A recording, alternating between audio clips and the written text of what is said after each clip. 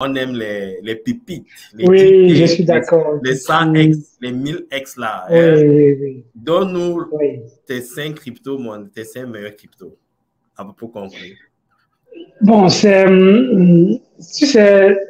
pas forcément que les crypto-monnaies que je veux avoir, une autre personne doit les avoir. Pourquoi? Parce que on achète ces crypto-monnaies en fonction de son portefeuille.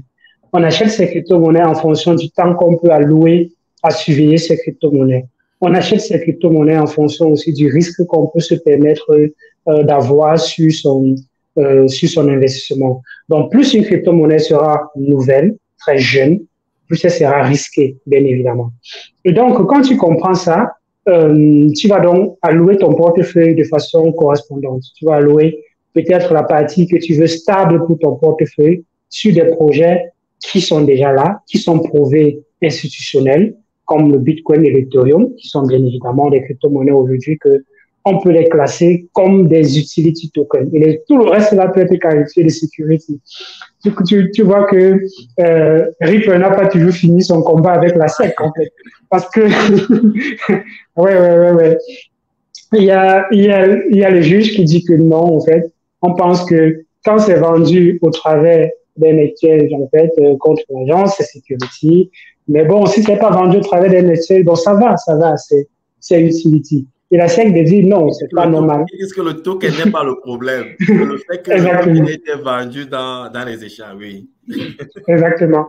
Oui, exactement. Donc, il y a cet aspect-là qui peut donc s'appliquer à toutes les autres crypto-monnaies. Mais bon, je dirais tantôt que moi, je ne vais pas forcément vous donner des crypto-monnaies en fonction de ce que ça va prendre fois 100, fois 1000, fois...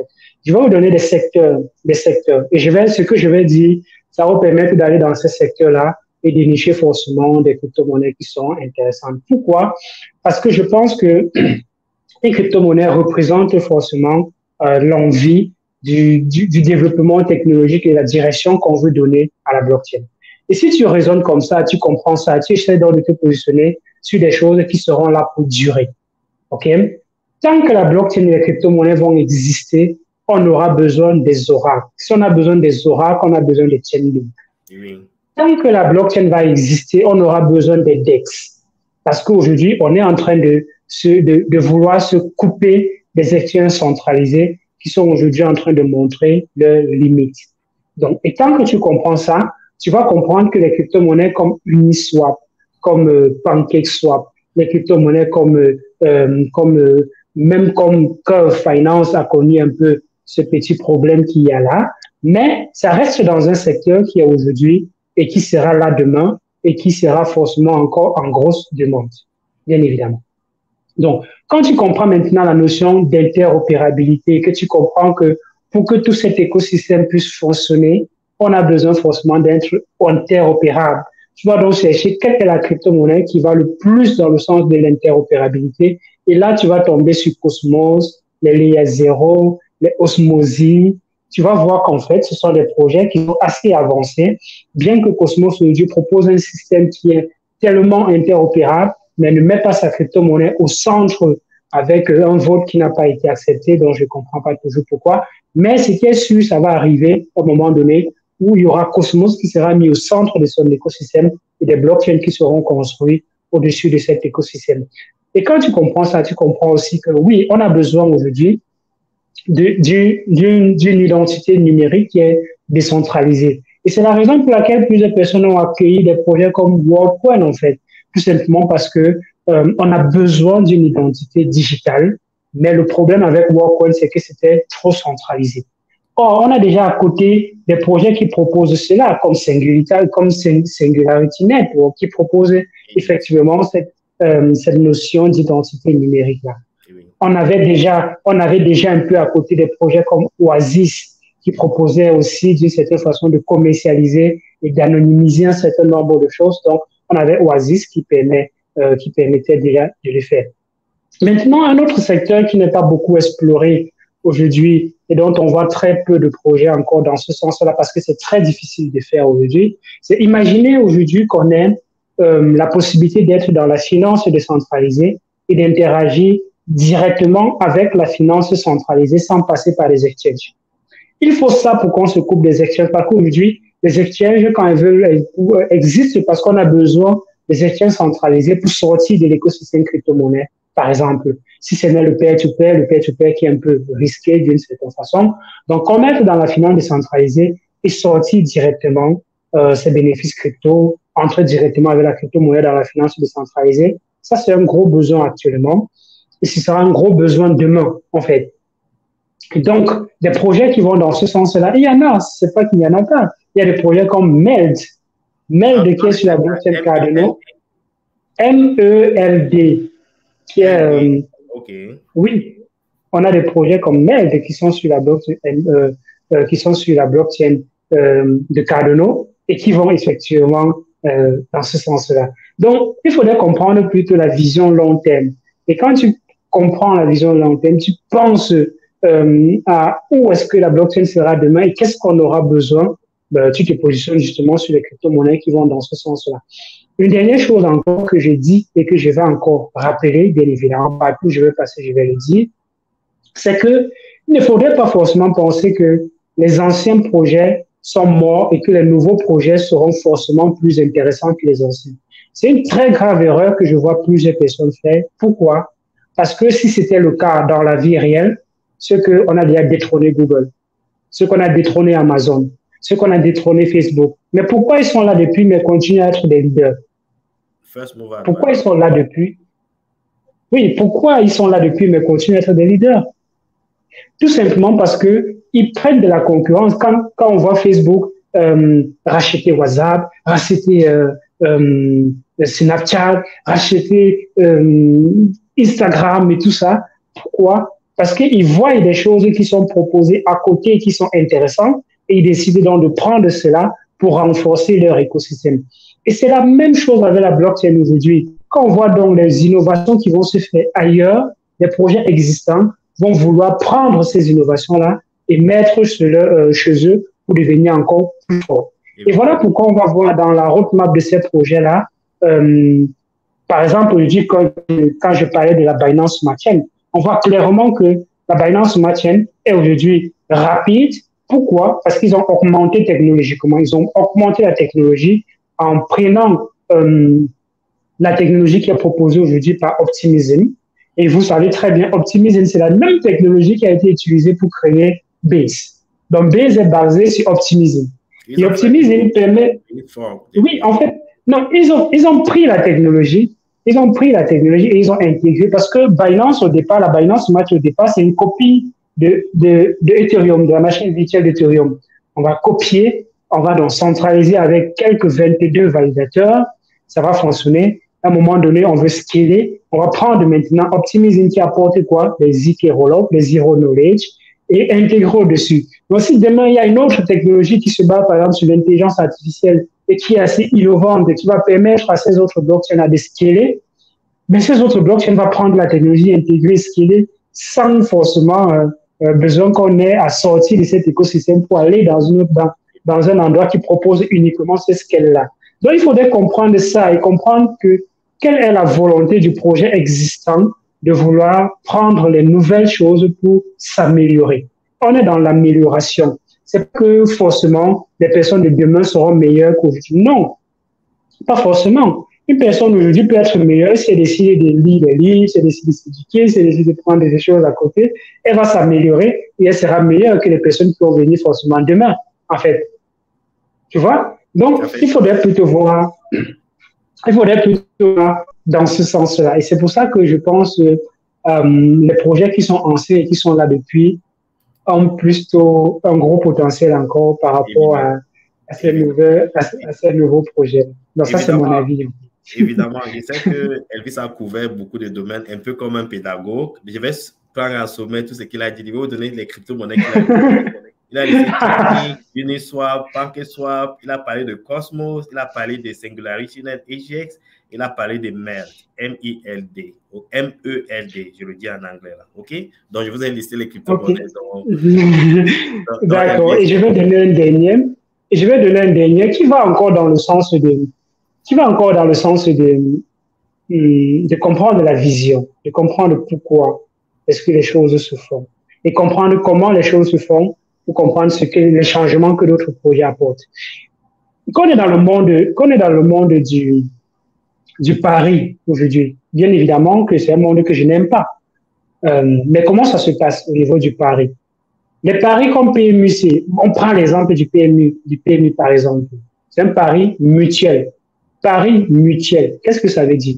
Ça veut dire qu'on va mutualiser les pertes pour récompenser les gains. Aussi simple que ça. C'est un peu comme le crédit mutuel.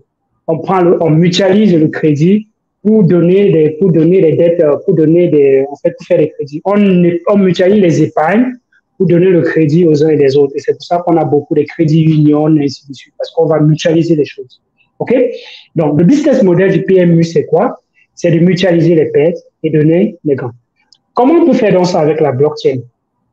Il y a justement des projets qui vont dans ce sens-là, de mutualiser les pertes en mettant sur pied un token qui va prendre la valeur au fur et à mesure qu'il y aura une pool de liquidité. Il y aura une pool de liquidité.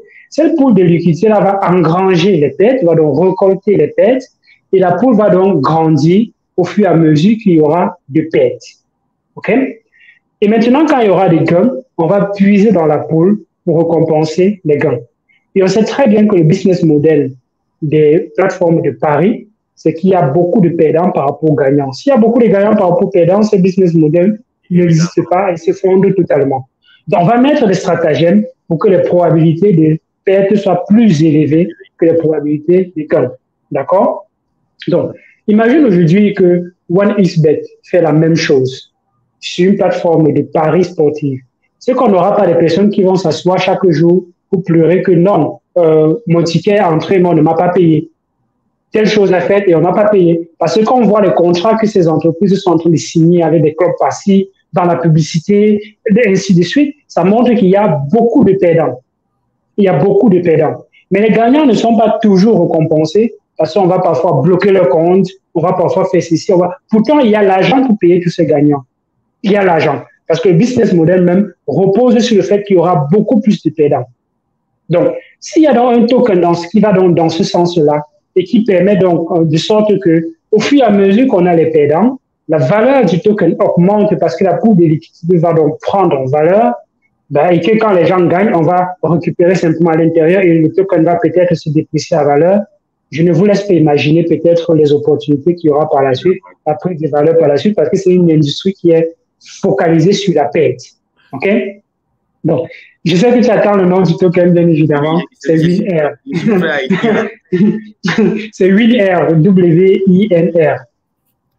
W-I-R-R? Non, W-I-N-R. WinR. OK, all right. WinR. WinR, all right. Voilà. Merci beaucoup, Elvis. Ça fait presque une heure qu'on discute et tu sais que bon, les données en Afrique représentent un problème. J'ai suivi une de tes vidéos sur ça, que les gars, quand les vidéos sont trop longues, ils commencent à couper, savoir quoi. Bien évidemment, bien sûr. Avant de conclure, quelque chose d'autre que tu voulais partager avec notre communauté? Oui, bien évidemment. Il faudrait déjà, merci Christian pour m'avoir passé la parole. Tu as évoqué les sujets que j'aimerais de temps en temps avoir des entretiens comme ça avec d'autres personnes dans l'écosystème pour que je puisse aborder certains points que forcément je n'ai pas le temps de couvrir sur ma chaîne. Et voilà, donc ça me permet aussi ça permet aussi que les gens aient mon point de vue, ma vision de façon globale, parce que je ne vais pas toujours l'étaler dans les vidéos sur ma chaîne. Donc, merci à toi pour cet entretien. Et ce que je vais dire à ta communauté, c'est de tout simplement ne pas leur faire croire que la crypto-monnaie, c'est ce qui va forcément les libérer et que c'est quelque chose de facile. Non, la crypto-monnaie, c'est pas quelque chose de facile. C'est comme tout business. Un crypto-investisseur, quand un trader travaille pour une banque, par exemple, c'est un travail à plein temps.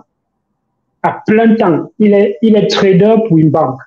Quand quelqu'un ouvre son entreprise pour investir, il est investisseur, en fait. Il y a des gens qui travaillent chez BlackRock.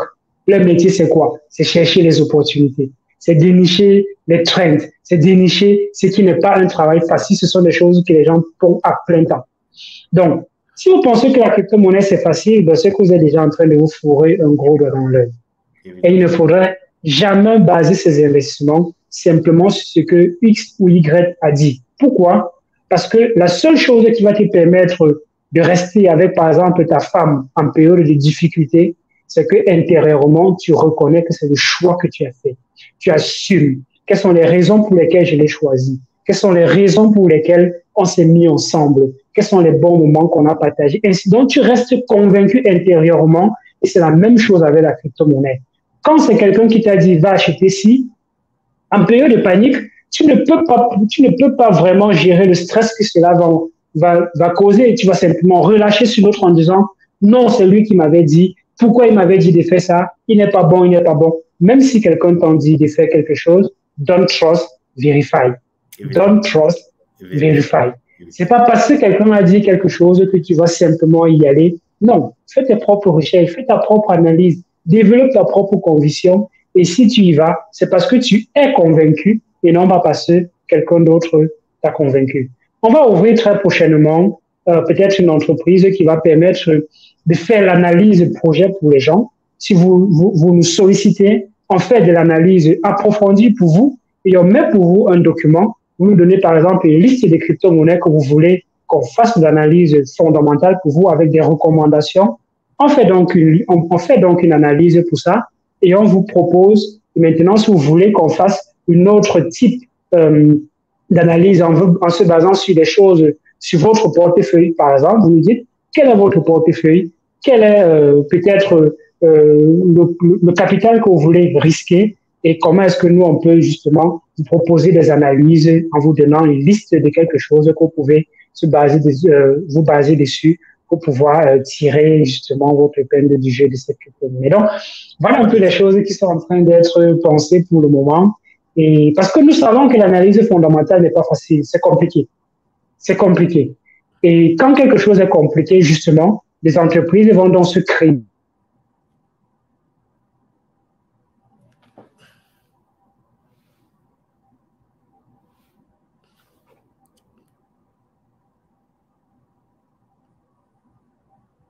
On t'a encore perdu.